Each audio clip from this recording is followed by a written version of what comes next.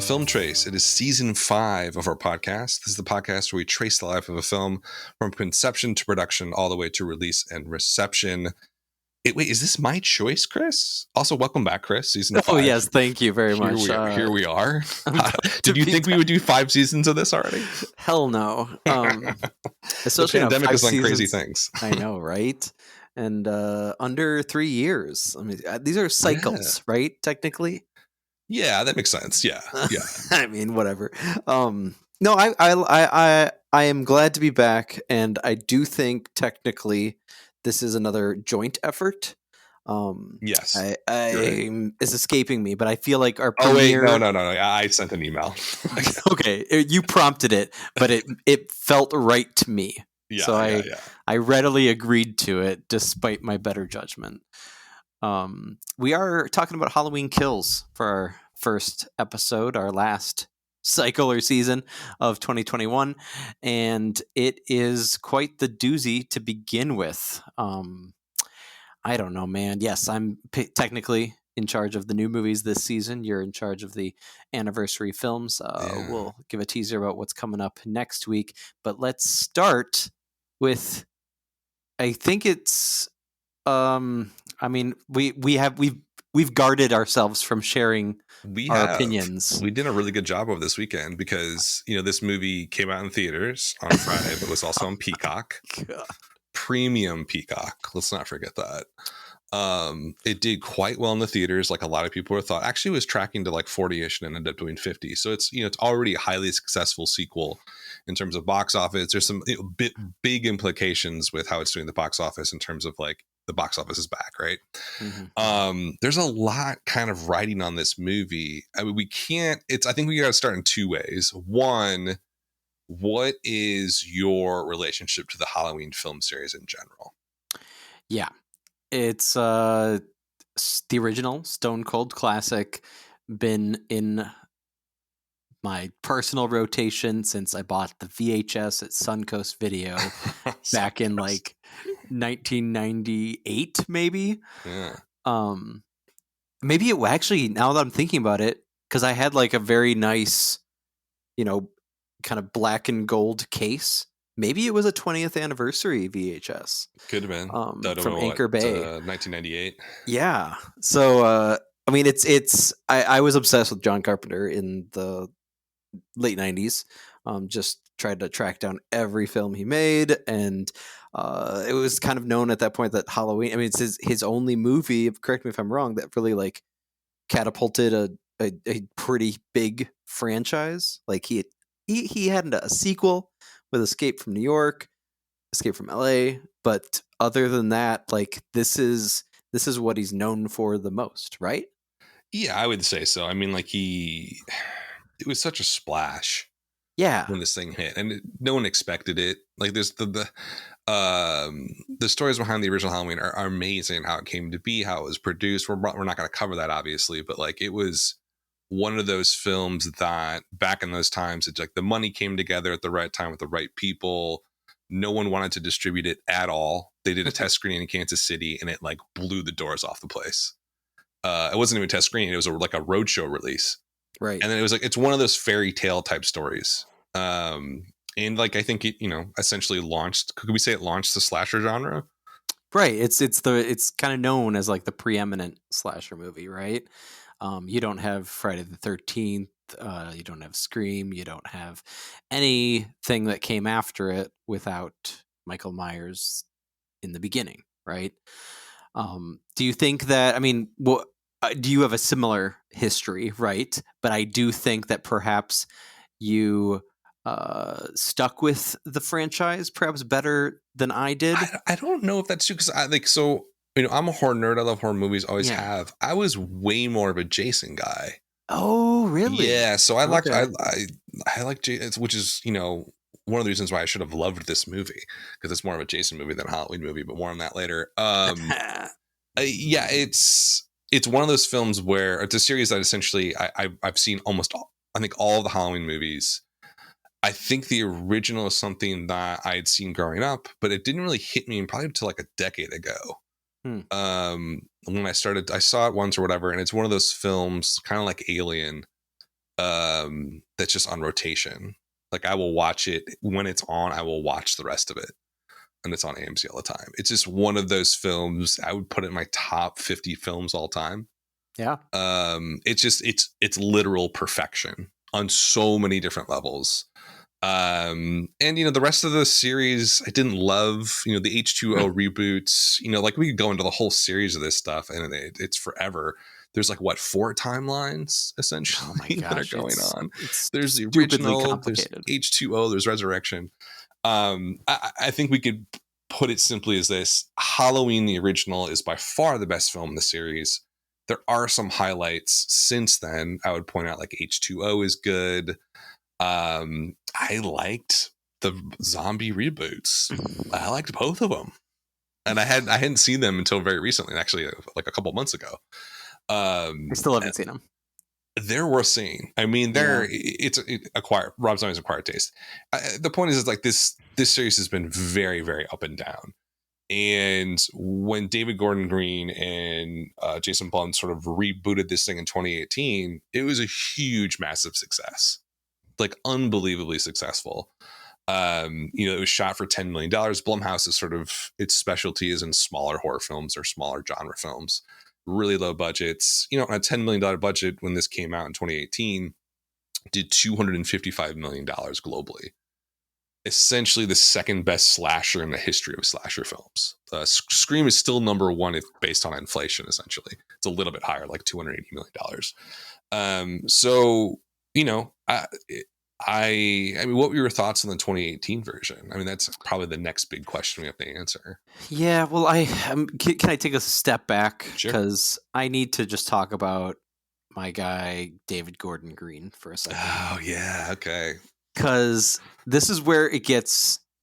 I mean, you think about the chronology. You think the chronology of Michael Myers as a character is complicated. Like, I feel like this guy's career as a director is nonsensical. Like it literally like it feels like you're throwing spaghetti at the wall, and he doesn't care, or like that's kind of his thing, has been to be the human spaghetti thrown at the project, and he just, I don't know if it's just like a sheer love of movies. So this is a guy that started as indie art house darling, right? Yeah. He made a beautiful film in the 90s called George Washington.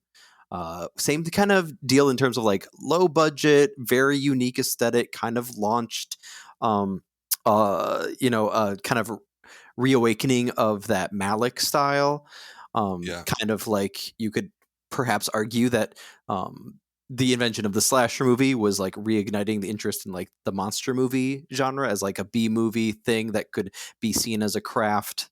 But he was going way more pretentious with it, with his follow-up efforts, All the Real Girls and Snow Angels, and then he takes a wicked left turn into the Apatow-verse with a movie we've previously covered on the cast that we're huge fans of, Pineapple Express. Yeah.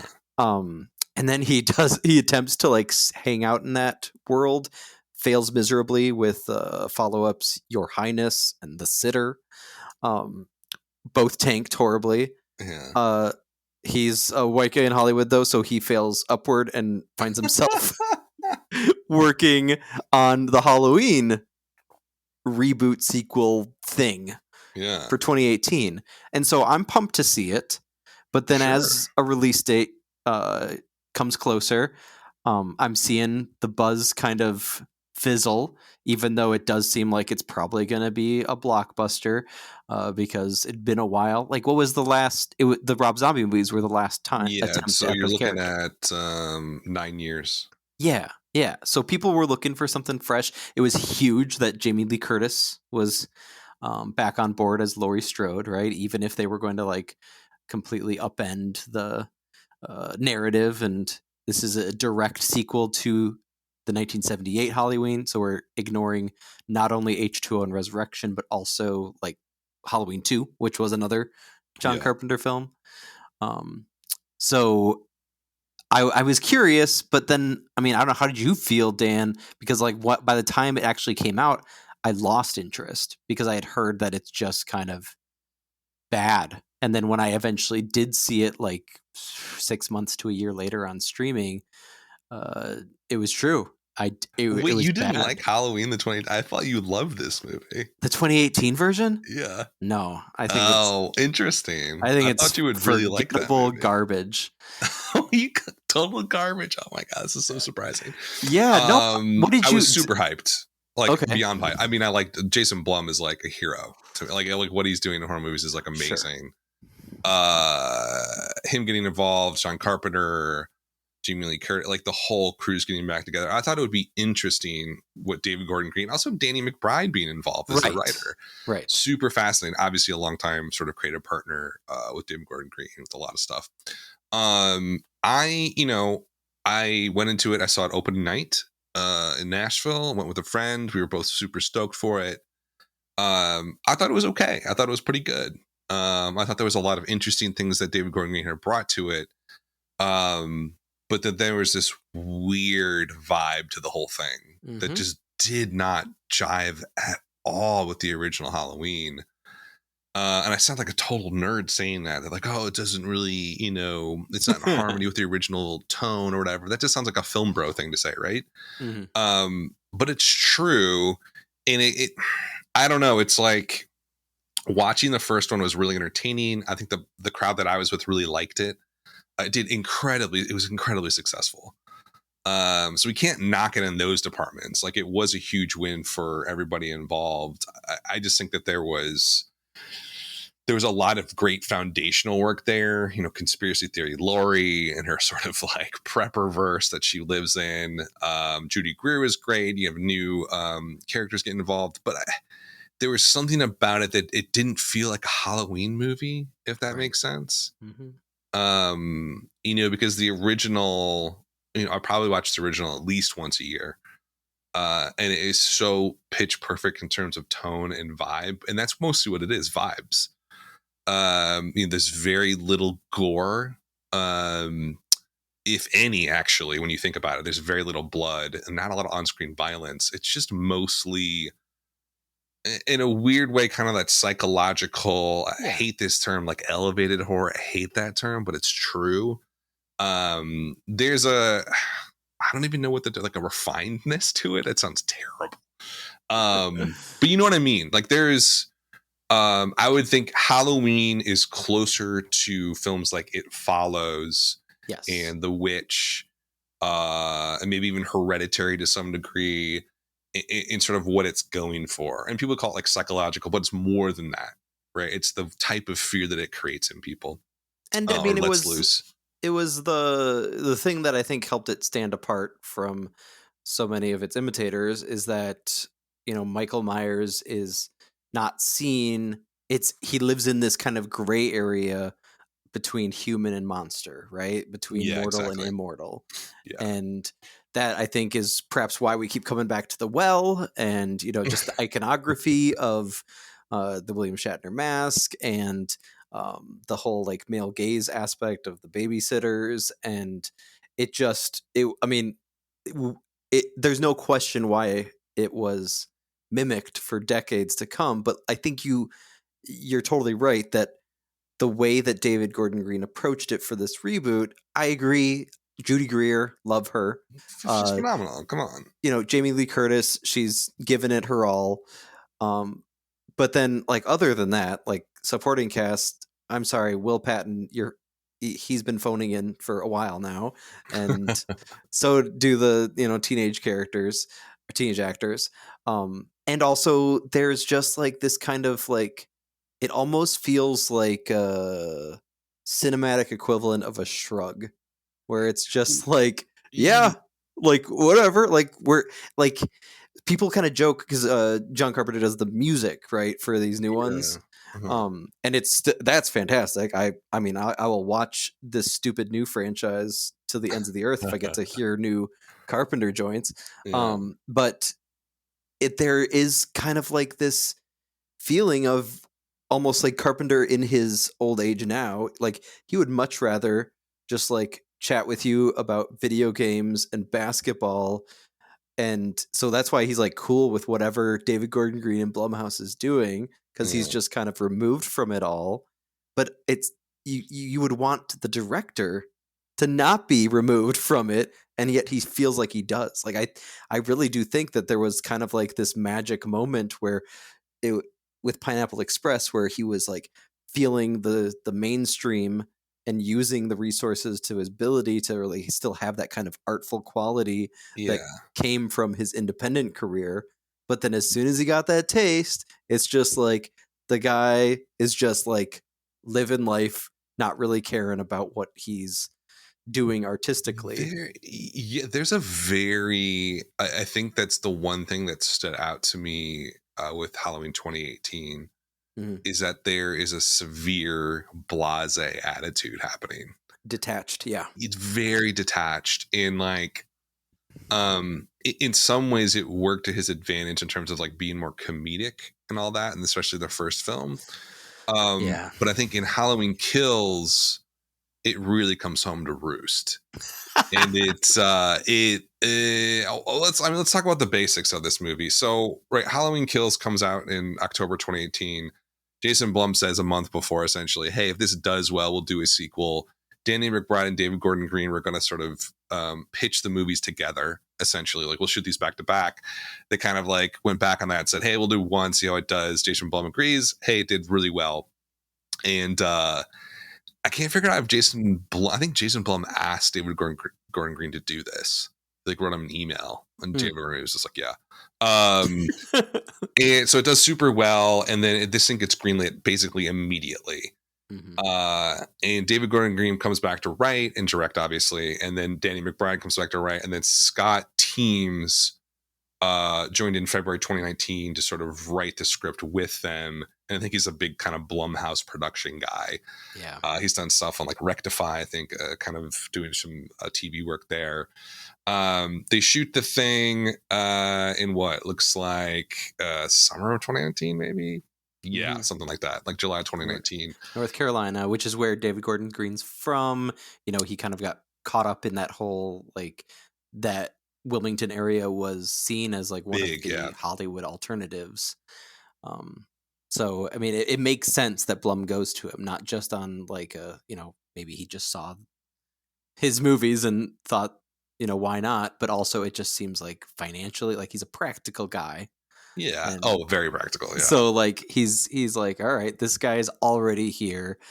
This is a, you know, cheaper place to shoot, even cheaper than Atlanta. So let's make it happen. And they do these movies on a budget. Though this is right the biggest budget Halloween movie now, Halloween Kills. Let's just, I have it in my notes here. I believe so. I don't even think it's really that close. Yeah, the closest you're going to get is Halloween. Well, okay, so like technically with inflation, Halloween H2O is higher. Sure. Okay. 17 million, but you know, it's all kind of like, it's definitely way higher. The traditional budget for these was like 5 million. Exactly. You know, the early one's 2.5 million, and then the first one obviously was like nothing, $300,000. But yeah, there was a sort of convenience to the whole thing that felt. I felt when it was like announced and stuff, I was like, oh, okay, this is cool. Like even the first one, but like it seemed kind of weird of where they were going to film it. Something like this, you're probably gonna film in Atlanta or LA or New York or Vancouver. Like, it's just, you would do it in a production center, and like the fact that they're not doing it in Wilmington also is past its heyday in filmmaking. Like, it's not a big filmmaking place anymore. And so it just felt kind of weird. So they filmed the sequel, you know, obviously a much bigger budget than the original. They film it essentially fall of 2019, let's say. It's in the can, and then of course what happens? COVID hits. So it's supposed to come out in 2020. That can't happen. So it gets pushed kind of indefinitely. It was pushed, I think, to like July. Then they kept pushing it back. And then finally they're like, okay, let's do it October 15th, 2021. And what I found interesting, we're kind of jumping ahead, but I wanted to state this because it's such a unique situation. You know, Jason Blum loves to test screen his movies. And thinking about this one, it's sort of like you would think if they had a year essentially of this thing sitting on the shelf, that they would test screen this thing relentlessly and make some tweaks and changes. So it has an extra year of editing that's going on here. And I think that actually probably worked against it somehow. I mean, like Blum basically says that they didn't really change anything over the last year. I don't really believe that. Yeah. That doesn't make any sense. Like you don't have a year of like file. You know, like, come on, like you're going to change something like the music or edits. Right. It's not, and it's also not something you would admit to, right? It's exactly. like, yeah. And I was listening to another podcast, and I think they're like quoting an interview with David Gordan Greene, and he was basically like, one thing to know, you know, going into this, and now we're kind of getting into spoilers about Halloween Kills. So if you haven't seen it, do watch it and see it, and come back and listen. It's a very, very intense, violent film. Brutal in a lot of ways. And David Gordan Greene even sort of admits that he didn't set out to make a movie like that, but it came about in the editing room. And it's sort of like he kept on like upping the ante with his editor. And it ended up being this, I would call like extreme violence slasher. It's an assault on the senses. Yeah, which you wouldn't really put the Halloween series in that world. Right. This is a little bit more on sort of, and that's why I say it plays like a Jason film, like Jason Takes Manhattan kind of vibe. Exactly, like over the top cartoonish violence. I mean, you know, like we could talk about the production and that kind of stuff. We just gotta dive into what we think about this thing and what was going on here, just because I think there's a lot to talk about. I mean, first of all, like what you didn't really like the first one. No. So you're already kind of set up here to not like this one. What what was your first sort of reaction when seeing it? Like what did it remind you of? Yeah, well, I mean, you brought up the comedy angle earlier, and I think that's important to consider because there's been a lot of infighting on film Twitter about, you know, how does Halloween Kills qualify as camp? Like is what's going on in the film intentional? Is it not? Like the tone kind of objectively is all over the place, right? Sure. Yeah. But you got to look at Gordan Greene's history as a comedy guy and Danny McBride as a comedy guy, even more so than David Gordan Greene. And it just goes back to like what we were saying earlier, like how did this pair wind up with this?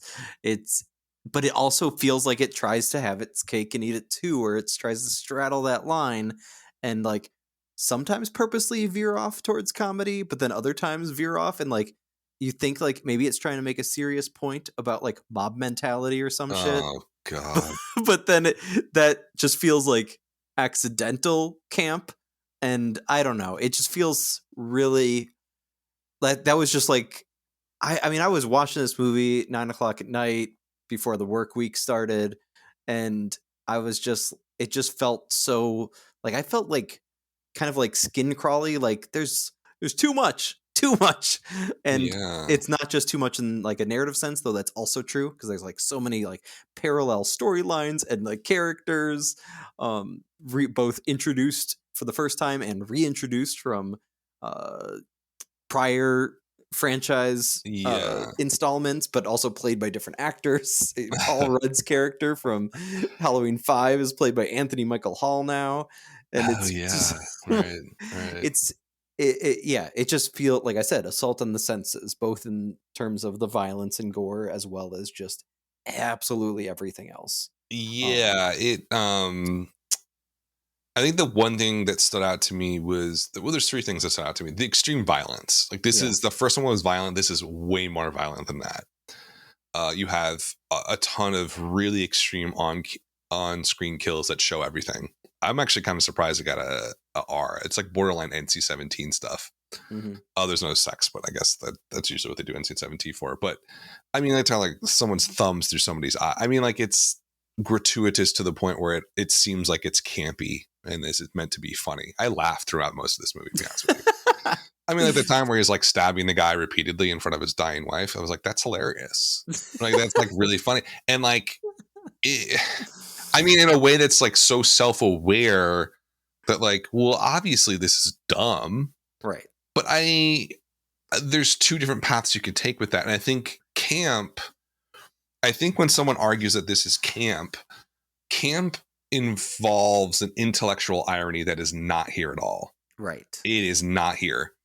This is not John Waters.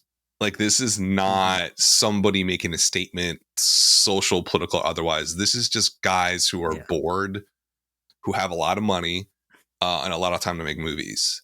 And they're nerds, and they just wanted to have a good time. And they did have a good time. And I think that, like, they enjoyed themselves making this movie.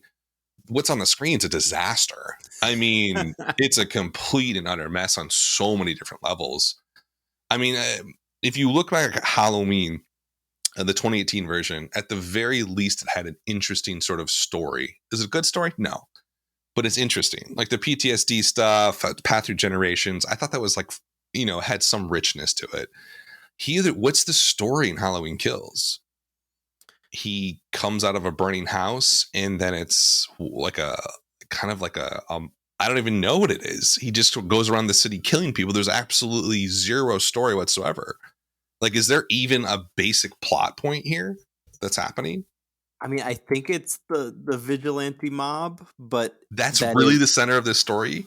But it's such a wobbly center that's why I say it with hesitance. And it sort of lasts for like that one sequence and then disappears. Right. It's kind of like an act 2, almost feels like an act 2 distraction. And well, I mean, here's my other like major issue, and I was curious, but I could not find anything in terms of like production, especially since it wasn't interrupted by COVID. It just was completed, and then COVID started.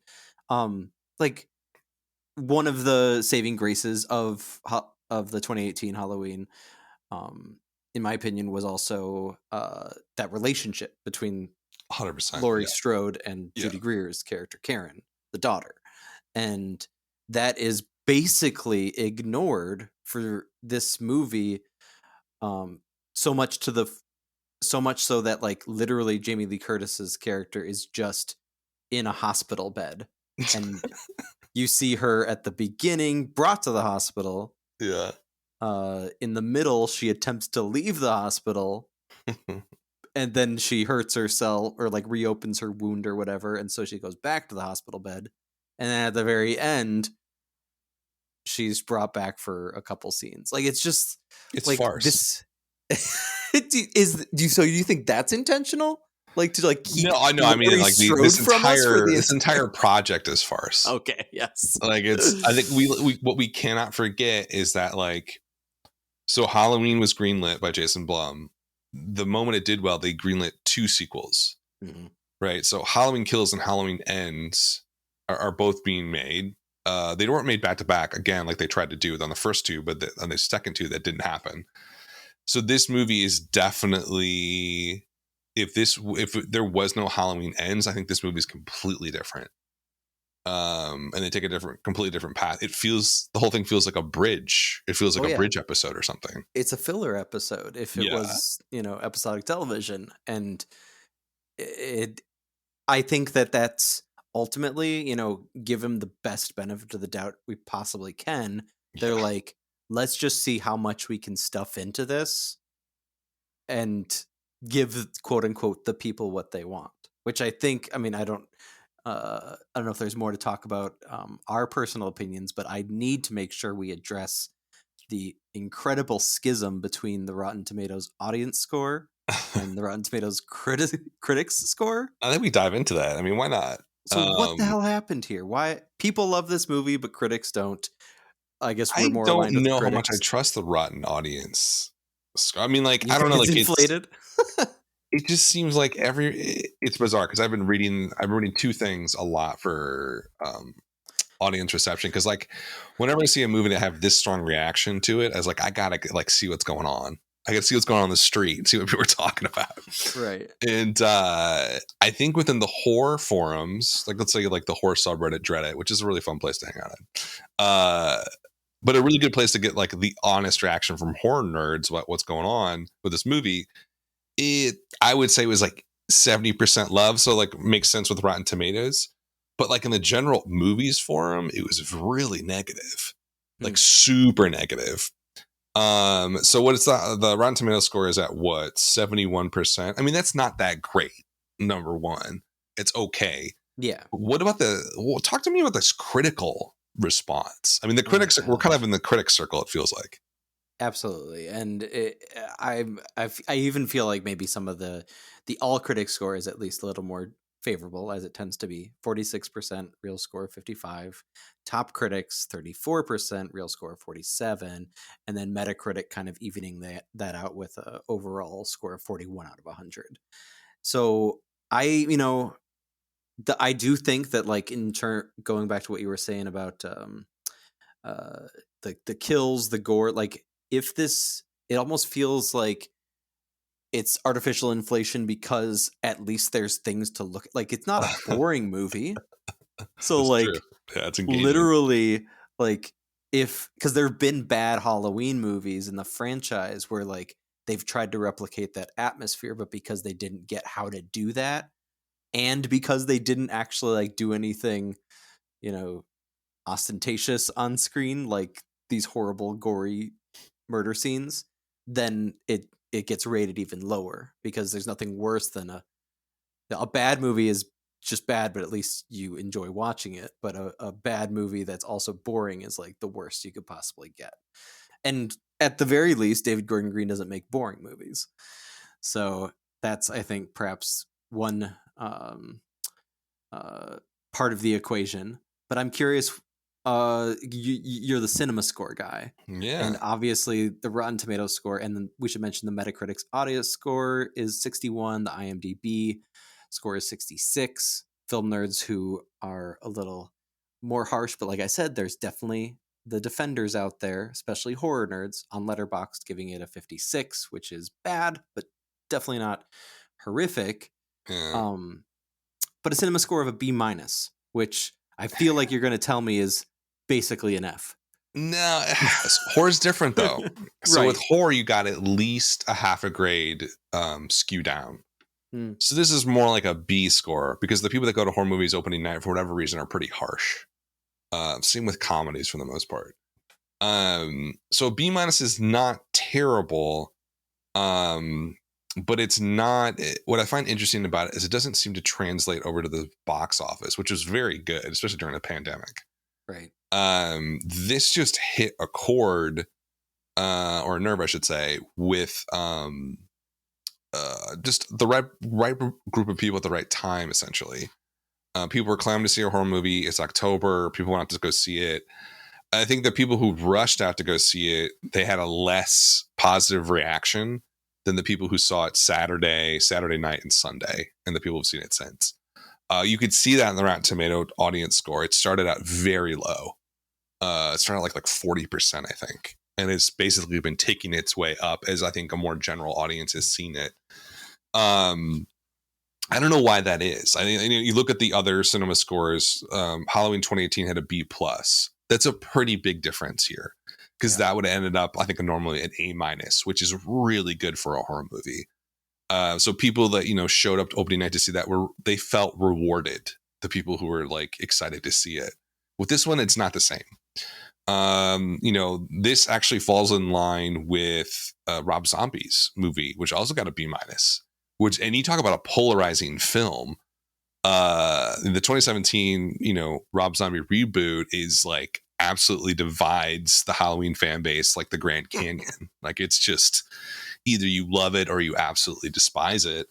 I feel like this is going to have a similar sort of effect in the long run. I do, but why do you think there is this? Let's talk about this critical audience divide. What are the critics seeing that the audiences are not? Like, what specifically do you feel like they're almost offended if you read some of these reviews? Like, let's go read some of them. They're fun. Yeah. Let's see. What's your favorite one of the bunch that we picked here? I mean, I would say that, like, this lurching, directionless corpse of a film. I mean, like, stuff like that, where it's like critics are already very critical of horror movies because they don't feel like there's a lot of artistic merit in what's happening. It's pretty easy to throw a bucket of blood on the screen and put a knife in some beautiful girl, essentially. Right. They don't really see much finesse in that. And so there's already sort of a little bit of an edge to it. I think when you get a movie like Halloween that I would call Halloween Kills, I would call it cynical, boring in the sense that like there's no real ideas being sort of examined whatsoever. There's no part of human psyche that's being examined whatsoever. So to them, there's nothing to bite their critical teeth down on. And so they're basically eviscerating the movie, ironically. Do you think they're being unfair, some of these? Is this a directionless corpse of a film? Yeah, it is. I mean, I'm kind of Googling here how critics in general have treated not just horror movies in the past decade or so, but like franchise horror movies.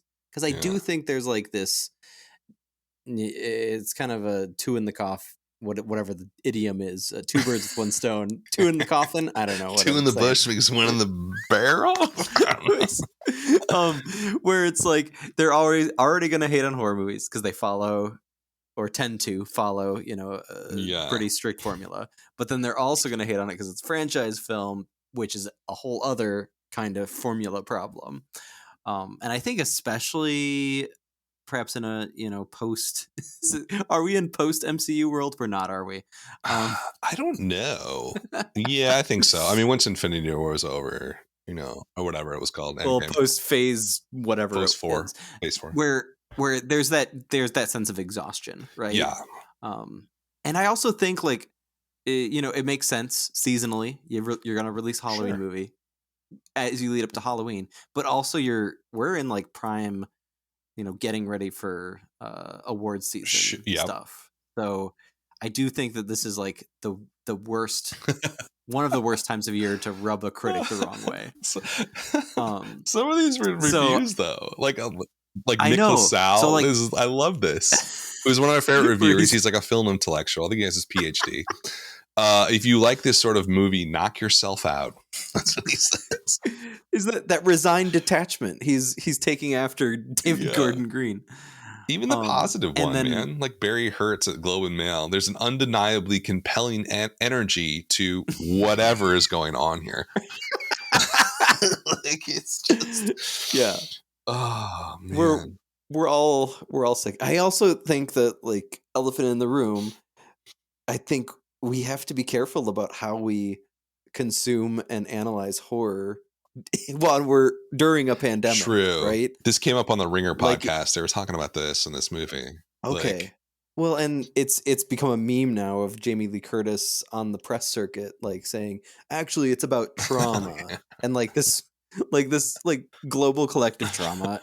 Yes. Personal trauma. Yes. But then like to conflate these sorts of things. And I mean, I don't know about you. I know we're both huge fans of horror, but especially like you, I mean, you were kind of emphasizing the kind of sick and twisted violence that's going on here. And yes, you can kind of laugh it off, or even when it's cheesy, like we watched Escape Room together. Fun. And, that it's like a fun kind of whatever. But there's a point where like, and maybe it's also age, getting older, but like my stomach just like doesn't have an interest. That's why I've avoided the Rob Zombie films. Yeah. Like, I saw Devil's Rejects and House of a Thousand Corpses in my 20s, and after both of those, I was just like, "Go do your thing, Rob. I'm gonna stay over here." There's definitely that feeling to it. I'm kind of a little bit different. Like I loved the kills in this. I thought the kills were awesome. The one where the nurse, like the door gets kicked. I mean, it's so comedic. Like, and it's so fun. Like the eyes, the thumbs to the guy's eyes, I thought was like hilarious. But like I also like kind of like zombie movies. I'm not like, the thing is I don't actually like gore all that much. I just like it when it's creative and well shot. And that I mean, the thing about this is, I think what is so frustrating about this film to me is that you have David Gordan Greene, who is a good filmmaker without a doubt. He has the potential to make a great film. You have Danny McBride, who's a great writer, super funny guy. John Carpenter is involved. Jason Blum, current king of horror, essentially. Jamie Lee Curtis is here as well. And Judy Greer, a great supporting cast, I would say. Not everybody. Anthony Michael Hall is terrible. But I think that and then you have this $20 million budget, and you have not only a $20 million budget, you have basically, Deadline confirmed this, the P&A budget on the first one, $75 million for marketing. Jesus this one Christ. they said just shy of 100. What? Yes. So you're talking $90 million plus 20, $110 million involved here in this movie. And this is kind of what you come up with. It's just kind of like, I think more than anything, it's kind of irritating because, and I think it's especially irritating because of David Gordan Greene. This is somebody who went to NC School of the Arts, which is in Winston-Salem, where I went to school. And I know the people that went there. And these are just like, kind of outcasty, super arty people that's their path in life, is to make movies or be an actor or a ballet dancer or whatever. It can be a very tough path, that creative path. And a lot of people that have a voice, young filmmakers who are struggling to get heard, it's almost insulting that they would take this opportunity with all of these resources and create kind of a dumb movie that not only really has nothing to do with Halloween whatsoever. It's not even a good horror movie. The only way this movie is good to me is if I view it through it's like Jason 20. And then it's like, oh yeah, that was a fun, dumb slasher with some cool kills. And that just doesn't add up to me with the people involved and the money involved. It doesn't remotely make sense to me. It should be something much more special than what it turns out to be. If not special, then at least astute or deft, and it's neither of those. The least they could do was make a Halloween movie that what blows my mind too is they had a really good foundation in Halloween. And then with this one, they basically blow it to smithereens. They had a good relationship, a good narrative, emotional narrative going on in the first one. And then, instead it's just, Jason destroying drones. What was that about? I don't know. It's a really frustrating movie that I think if you go into it expecting nothing but a slasher, you're probably going to get something out of it. If you expect anything else, you're going to be disappointed. And why do you, I guess the biggest question that I have to all this, and what has sort of been racking my brain over the last 3 days, is how does this happen? How do you get these people involved? All the parts here should add up to something pretty either profound, interesting, or a really good horror movie. And none of that happened. So what the hell happened? What the hell? Where did it all go wrong? I mean, I really do. I don't want to repeat myself, but you get, guys in a room that just base desire is to put something on screen that's going to entertain them. And so they aren't thinking things through because they don't have to, because they're given $10 million, $20 million to produce this. And there's this interview with David Gordan Greene and Danny McBride on Collider where they kind of talk about the stress of shooting nights and trying to get the balletic violence choreographed just right. And it just feels like at the end of it, they're just trying to make schlock, but schlock that has that craft behind it so that it gives the appearance of high-end product. But at the end of it, that's still what it is. They're trying to make something because they're good at making things, but they don't really care about the art behind it. But anymore. Think of how screwed up that is. I just don't even get and Danny McBride too. I mean, here's the thing. Have you seen what's that gemstone thing? Have you seen that?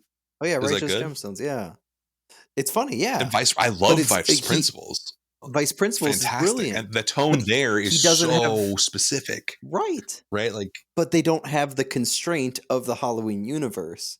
They're doing this weird thing where they're trying to act within the restraints of this horror genre and this extended universe that they're also upending the rules of because they don't give a fuck.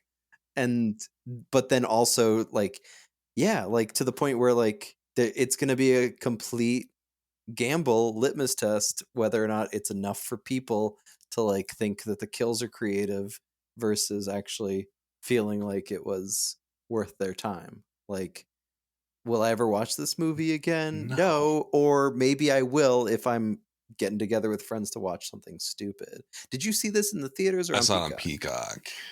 Yeah. Okay, that's another aspect. Like, once again, I saw the 2018 Halloween just by my lonesome in my basement, whereas like you saw it with a crowd, like that's a whole other thing. Yeah, it's a different vibe. Horror movies play way different with a crowd, especially these kinds of like dumb, super gory. Yeah, people are gonna like laugh and scream and like have a good time. Yeah, you feed and off that energy is gonna transfer to you, and you're gonna be like, oh, this is pretty fun.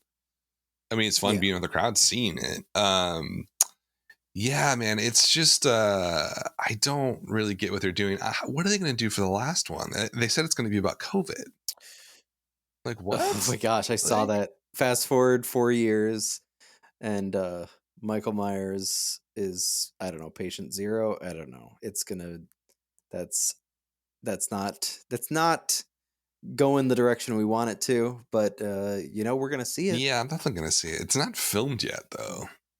Like they got to get this thing filmed and in the can here, and it's gonna get released next year, October 2022.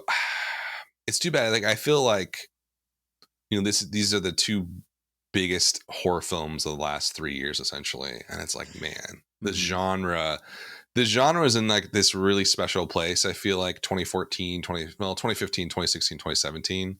With like Ari Aster, who's the guy who did Lighthouse and The Witch? What's his name? Oh yeah, yeah, Eggers, yeah. And then it follows stuff like that. Raw. It's just getting smaller, right? Like we had never translated. We had this opening. It never like all that unbelievable. And I'm telling you, as someone you know this too. It's like as someone who has watched horror movies for a long time, that was really a moment when. Horror became like maybe the most important genre creatively, like with film for a couple of years. And then it just sort of like disappeared. It never translated over to mainstream. We had It, which was a huge success, of course, but not very good. Interesting, but not very good. And then Dr. Sleep bombed. We had Invisible Man last year, right as the pandemic started. And then it's just kind of been, I don't know. Like if this is what's successful in horror, we're going to be in a rough ride. Oh, we should mention talking about like comedy horror hybrids. I was happy to see Jim Cummings. Oh yeah, right. He was great in this too. Like it's like got that perfect vibe of him sort of like bumbling around. Yeah, in this extended 1978 flashback, which I actually enjoyed more than Halloween Kill. Like I enjoyed the flashback way more. Right. So yeah, I'm not gonna say don't see Halloween Kills because you might like Mick LaSalle said, like if this is your kind of thing, knock your socks off. But Wolf of Snow Hollow, is absolutely wonderful. Yeah. Which you did an episode on, was it last season? Yeah, season 4. Criminally Underseen. So I would definitely say that there's still great horror movies being made, but yeah, we missed that opening to have it cross over. Really. Yeah. Invisible Man is solid, but it was an outlier and right as the pandemic began. Yeah. So who knows? Within is also funny. I haven't seen really that funny. Yet. Great comedy horror, like just a good time. Yeah, it's too bad. And like this is going to be super successful. It's not going to have a great multiplier at the movie theater, but I think it's going to, easily make $140 million domestically, and then worldwide a lot more. So yeah, it's a huge success. I think it's kind of just I hate the movie, like absolutely hate it. And that's just like, it's weird. And I think to your point exactly, this is no one's going to rewatch this movie unless it's in a Halloween marathon, and that's the only way you're going to watch it in like 10-15 years. But here's a point to close out. I mean, to close this out a little bit, like And this is something I was thinking about. I take a daily little hike on my little trail here in Atlanta, and I was thinking about this. I was like, okay, this movie sucks and I hate it. But like, when your kids are doing a podcast in 20 years, are they gonna go back to this movie and kind of reevaluate it and deconstruct it and find things about it that are good? This is what like freaks me out, because it's like, you know, like what is there something about this movie that's going to last at all, I guess is the question. No, I mean, can we think of any like rebooted franchise in the horror genre that like wound up with something look good? Like New Nightmare isn't the only one that I can think of, but that's Wes Craven redoing his own stuff. Right. But like the 2010 Nightmare on Elm Terrible. Street? Hell no. The 29 Friday the 13th. Very fun movie, which I love. But no, it's not a good movie. Yeah. The 2019 Child's Play. Gross. Like it's sordid, just perverted money grabs, and but we're gonna watch them.